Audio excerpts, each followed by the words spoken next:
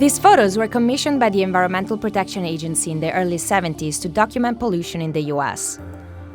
They show how dire the situation was before environmental protections were put in place, and now they remind us of why we need those protections.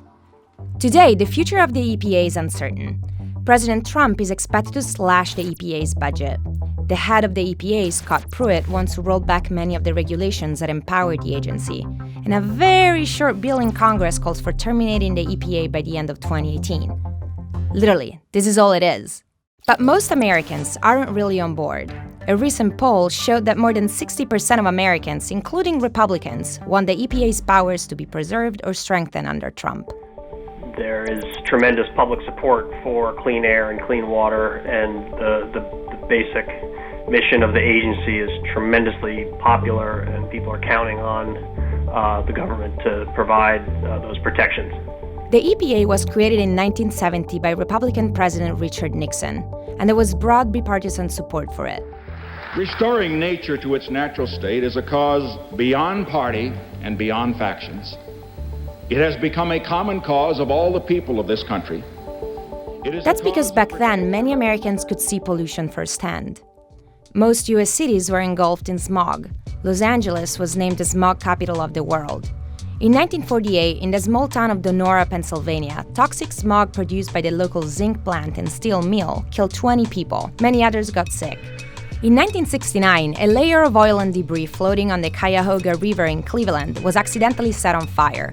Though Cuyahoga is the most famous, burning rivers across the U.S. were not an unusual sight back then. The EPA and the laws the agency enforces helped change all that. Now we breathe cleaner air. From 1970 to 2015, national emissions of pollutants like lead, carbon monoxide, and nitrogen dioxide have declined by an average of 70%. Cleaner air means that 160,000 people in the US didn't die prematurely due to pollution in 2010 alone.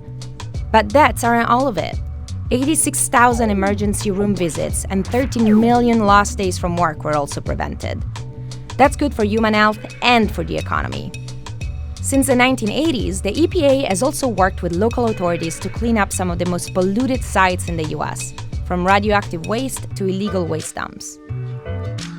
I think overall it's been an incredibly important agency, and I think if we look at the way the environment's been improved since 1970, it's hard as an historian, to do counterfactual, okay, well, where would we be without the EPA? But I think the EPA has played a central role in affecting those improvements.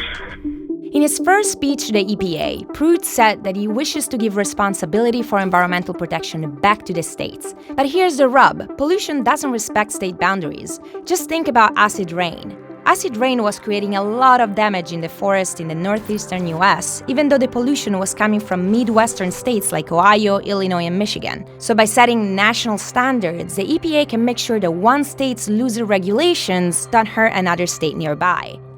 Today, environmental challenges aren't as obvious as those of the 60s and 70s, but they're still present. Climate change will pose new threats like rising sea levels, heat waves, and more destructive natural disasters. We're in the middle of a mass extinction, and lead in drinking water is a problem that still affects millions of Americans across the US. The environmental degradation recorded by the EPA's photos in the 1970s wasn't so long ago. We often take clean air and water for granted, but we have clean air and water because of agencies like the EPA.